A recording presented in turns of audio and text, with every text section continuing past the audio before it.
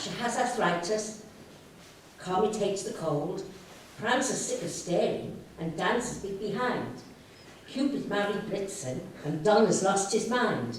Dancer's mad at Vixen for stepping on his toes. Vixen's being thrown out, she laughed at Rudolph's nose.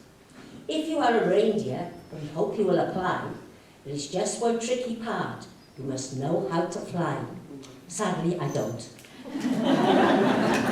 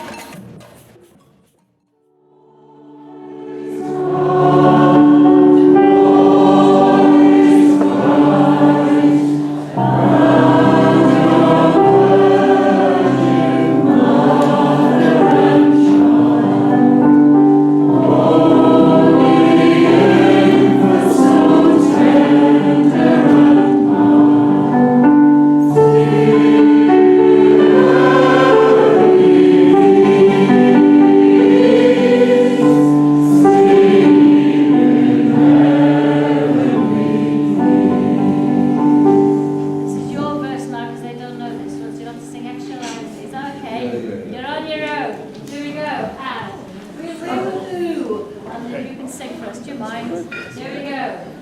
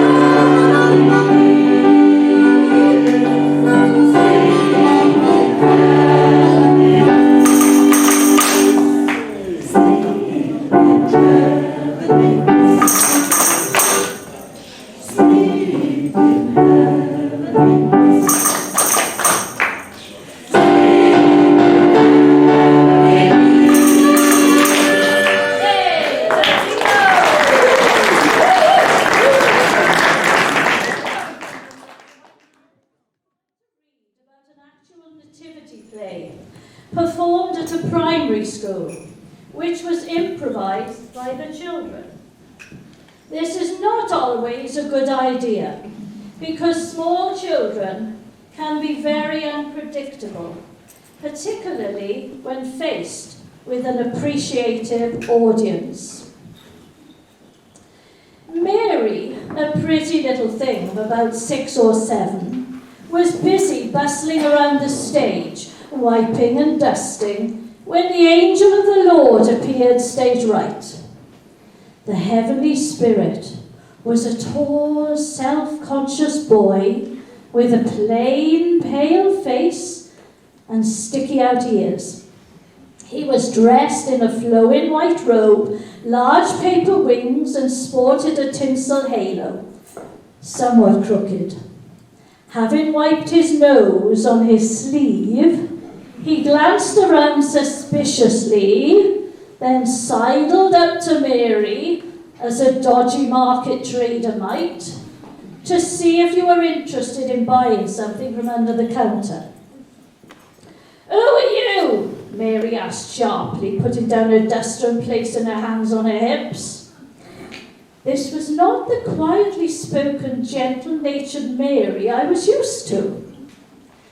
"I'm the angel Gabriel," the boy replied with a deadpan expression and in a flat voice. "Well, what do you want?" "Are you Mary?" "Yes." "I come with tidings of great joy." "What?" "I've got some good news." "What is it?" "You're having a baby." "I'm not." "You are." "Who says?" "God, and he sent me to tell you." "Well, I don't know nothing about this." "And it will be a boy, and he will become great and be called..." The boy stalled for a moment. "Called Son of the Most High, the King of Kings. He will rule forever, and his reign will have no end." "What if it's a girl?" "It won't be."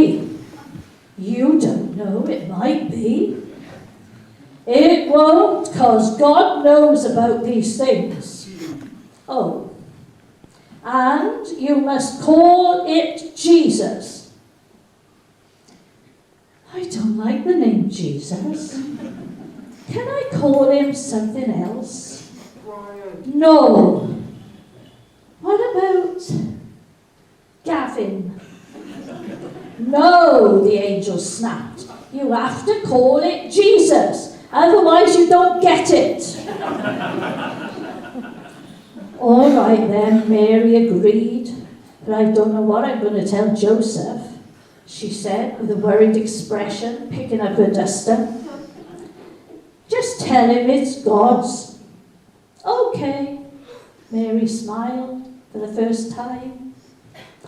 When the angel of the Lord had departed, Joseph entered. He was a cheeky-faced little boy, dressed in a brown woolen dressing gown, thick blue socks, and a multicoloured towel over his head, held in place by the inevitable elastic belt with a snake clasp. "Hello, Mary," he said. "Have you had a good day?" "Yeah, pretty good, really," she said, nodding theatrically. "Have you anything to tell me, Mary?" There was a slight pause before she replied. "I'm having a baby. Oh, and it's not yours."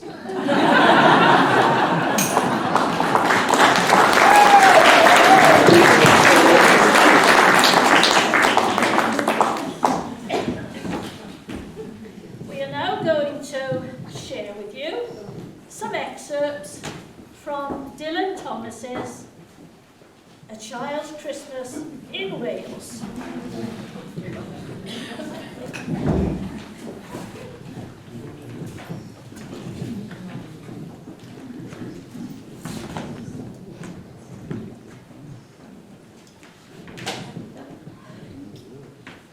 One Christmas was so much like another in those years around the Seatown corner now, and out of all sound except the distant speaking of the voices I sometimes hear a moment before sleep, that I can never remember whether it snowed for 6 days and 6 nights when I was 12, or whether it snowed for 12 days and 12 nights when I was 6.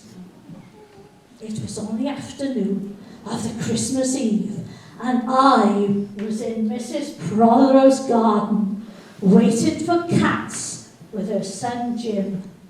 It was snowing. It was always snowing at Christmas.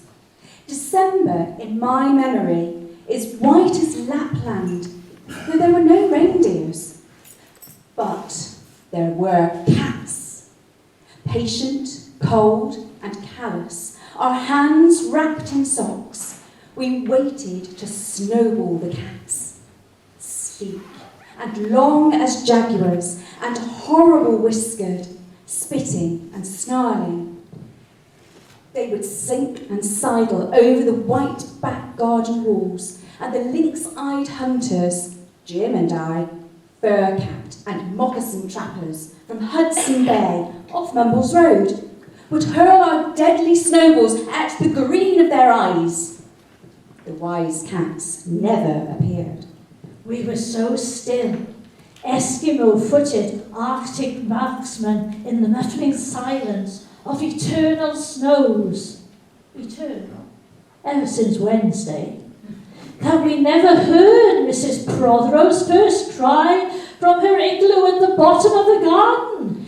Or, if we heard it at all, it was to us like the far-off challenge of our enemy and prey, the neighbour's polar cat.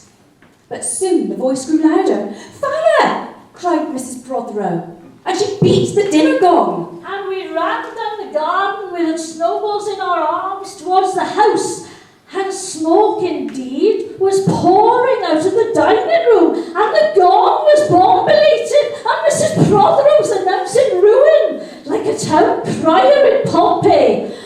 This was better than all the cats in Wales standing on the wall in a row. We bounded into the house laden with snowballs and stopped at the open door of the smoke-filled room. Something was burning, all right. Perhaps it was Mr. Prothero, who always slept there after midday dinner with a newspaper over his face. But he was standing in the middle of the room saying, "A fine Christmas!" and smacking at the smoke with a slipper. "Call the fire brigade!" cried Mrs. Prothero as she beat the gong. "They won't be there," said Mr. Prothero. "It's Christmas!" There was nobody there, only clouds of smoke, and Mrs. Prothero standing in the middle of them, waving his slipper as though we were conducting. "Do something," he said, and we all threw our snowballs into the smoke. I think we missed Mr. Prothero and ran out of the house to the telephone box. "Let's call the police," Jim said, "and the ambulance, and Ernie Jenkins, he likes fires."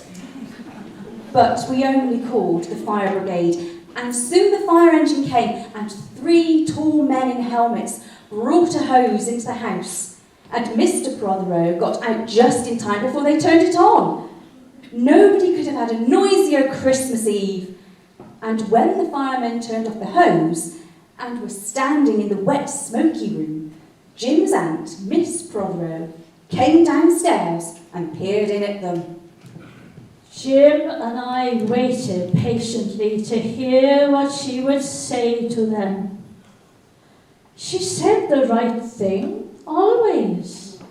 She looked at the 3 tall firemen in their shining helmets standing among the smoke and cinders and dissolving snowballs, and she said, "Would you like anything to read?"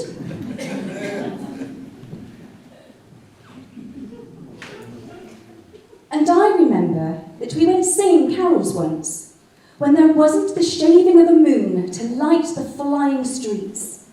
At the end of the long road was a drive that led to a large house, and we stumbled up the darkness of the drive that night, each one of us afraid, each one holding a stone in his hand in case, and all of us too brave to say a word. The wind through the trees made noises as of old and unpleasant, and maybe web-footed men wheezing in caves. We reached the black bog of the house. "What shall we give them? Hark the herald?" "No," Jack said. "Good King Wenceslas, I count 3. 1, 2, 3, and we began to sing. Our voices high and seemingly distant in the snow-felted darkness round the house that was occupied by nobody we knew. We stood close together near the dark door. The King Wenceslas looked on the feast of Stephen. And then a small, dry voice, like the voice of someone who had not spoken for a long time, joined our singing. A small, dry, eggshell voice from the other side of the door. A small, dry voice through the keyhole. And when we stopped running, we were outside our house. The front room was lovely. Balloons floated under the hot water bottle gulping gas. Everything was good again and shone over the town. Perhaps it was a ghost, Jim said. Perhaps it was trolls, Dan said, who was always reading. Let's go in and see if there's any jelly left, Jack said. And we did that.